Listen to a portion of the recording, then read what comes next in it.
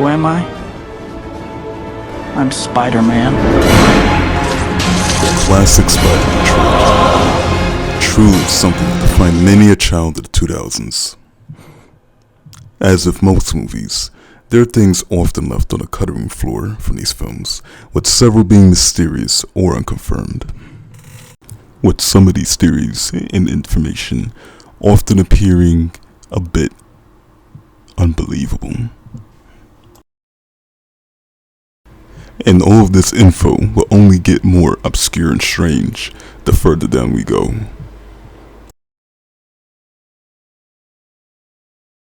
Our favorite trilogy, the Raimi Spider-Man trilogy, also has an iceberg of its own.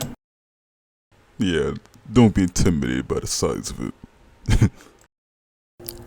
So now, without further ado, let's go for a spin. Hey-ho.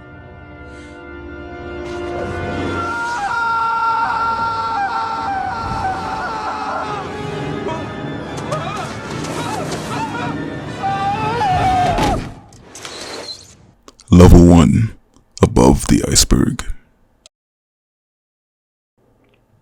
Stanley Cameos. Stan the Man, as we all know, personally cameos in many Marvel movies, including the entire Raimi trilogy.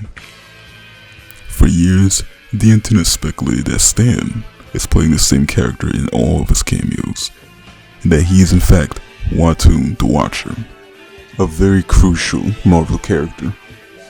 Many think that this is the case because he is in effect watching without interfering as a cameo. The Watchers in the comics are also known to watch big events unfold, so to speak, without interfering.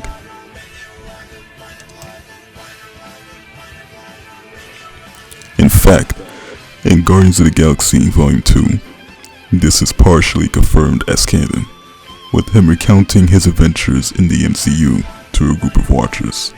The theory seems to suggest that Stan here was also the Stan we saw in the Raimi trilogy, which I find pretty cool. Rest in peace, Stan. We miss you.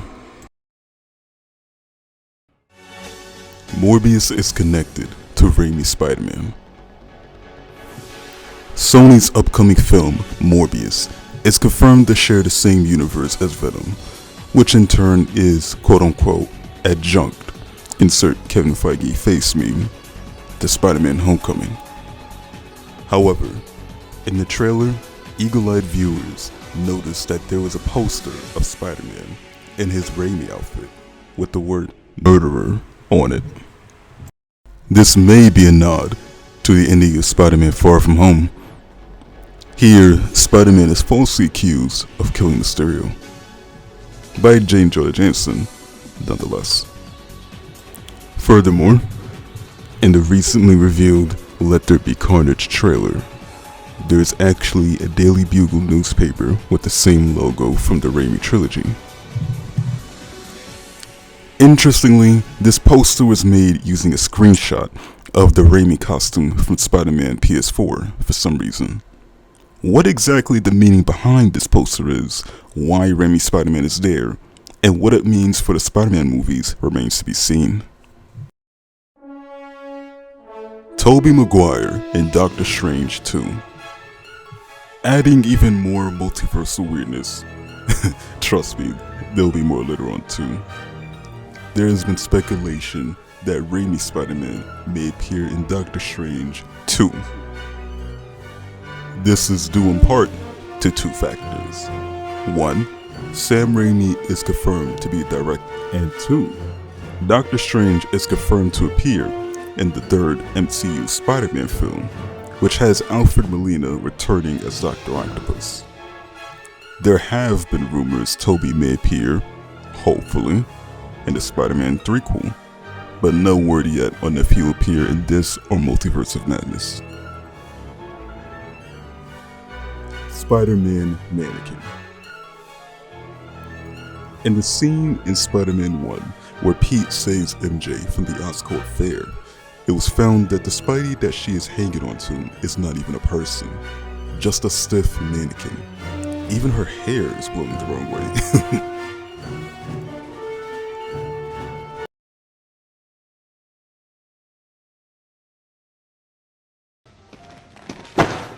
Pizza time.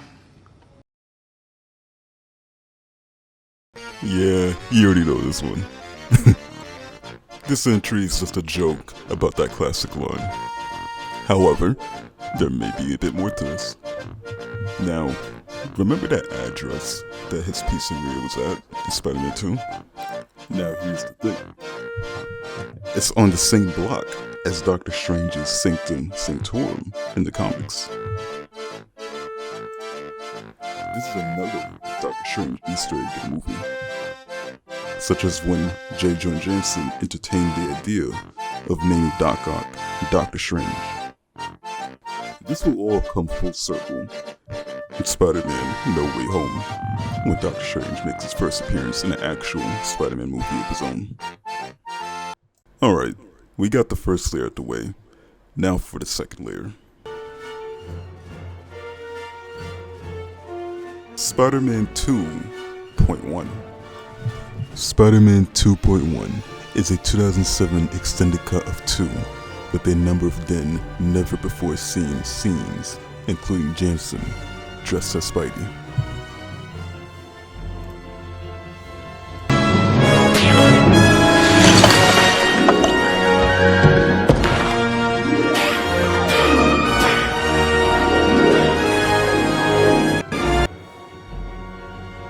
Spider-Man 2 PS2.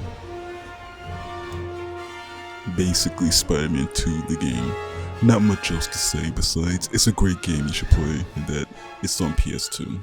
It's under the greatest hits banner. And I suppose we can mention that the overall Sony conglomerate made both these movies and the PS2.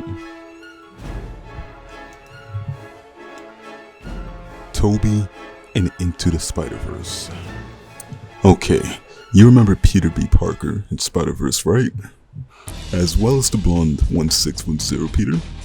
Both seem to have been references to the Peter from the Raimiverse. Right down from the car throwing scene in 2, right down to the black suit dance. However, for Peter B, this could possibly be the case of him being the true Raimi Peter. Furthermore, there was a scrapped scene involving MCU Peter, Amazing Spider-Man Peter, and Raimi Peter. Possibly scrapped for future production. Furthermore, the details of Ultimate Peter's world aren't exactly similar to the Raimiverse, right down to, well, Peter's hair color, as well as the fact that Doc Ock is a female in this world, and another difference being, well, Coca-Soda. I mean, it wasn't called Coca-Cola in the Raimiverse. Tobey and Ultimate Spider-Man. Ultimate Spider-Man is one of my favorite iterations of Peter, not the show. And this younger, more new version of Peter had started his turn in 2000, around the same time as the 2002 film series, with both reinventing Spider-Man for a new age. So when the sequel was coming out, there's a fun little Easter egg where an unlicensed film about Spider-Man was being made in the comic, with Tobey Maguire being named the actor. The real Spider-Man had to save him from, ironically, Dr. Octopus. Strange how there are connections between characters and the actors who play them. Like Deadpool saying he resembled Ryan Reynolds before his film debut, or alternate Nick Fury demanding that Sam Jackson be the one to play him if you're featured in a movie.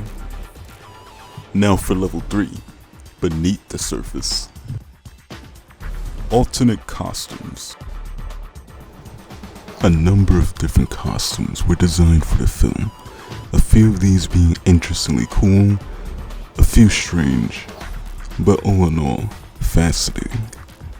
As you can see, a few of them have been designed by famed artist Alex Ross, one of them even resembling the Superior Spider-Man who would appear in comics much later. Spider-Man 4 poster. Okay, so this one is definitely not true as far as I know. I recall as a kid I used to scour the web in '08 for any leaks or proof of a Spider-Man 4, and there were fan posters, but that's about it.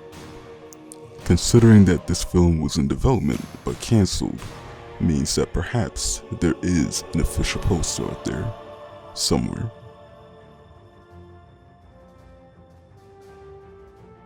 Spider-Man 4 concept art. Continuing with what I said earlier, considering that this film was in the process of being created, there may be official pieces of concept art out there. For now, enjoy these fun, non-official storyboard images of what Spider-Man 4 would have entailed.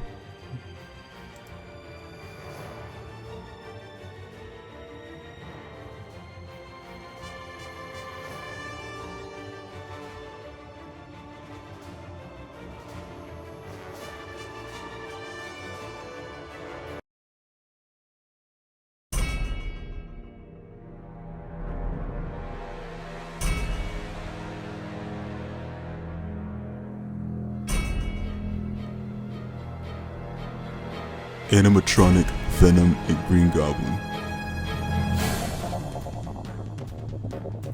In an early version of Spider-Man 1, the Green Goblin had a number of earlier designs, including one that would have had an animatronic mask to more resemble his mask from the comics, complete with actually moving lips. The mask would have worked in with Willem Dafoe's facial expressions. There was also an animatronic for Venom in Spider-Man 3, with a more monstrous design. You can actually spot a glimpse of this animatronic in the old Spider-Man 3 trailer, but only for a split second. A friend of the YouTuber Elfet actually has the animatronic on display. Be sure to check out Elfet's channel in the description.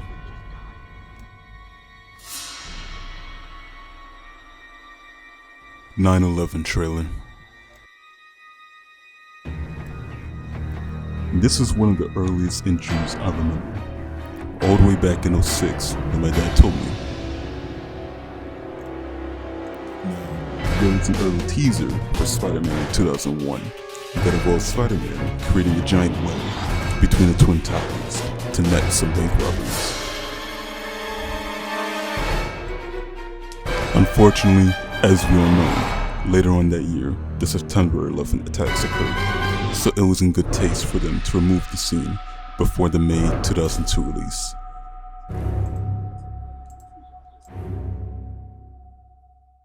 Spider-Man 4 video game. There is obviously no Spider-Man 4 video game, right? Nope. Or is there? However, there is the video game Spider-Man Friend or Foe, which features many of the designs for characters from the movies. So, one could think of it as a non-canon sequel, even though many characters like Norman and Venom are still alive in this game. So that does it for the first 3 levels of the Spider-Man Iceberg tier list. Let me know if you want to see part 2. There are many things on the later parts of the Iceberg that I would love to cover, some of which are just downright insane, and I can't wait for you guys to see them.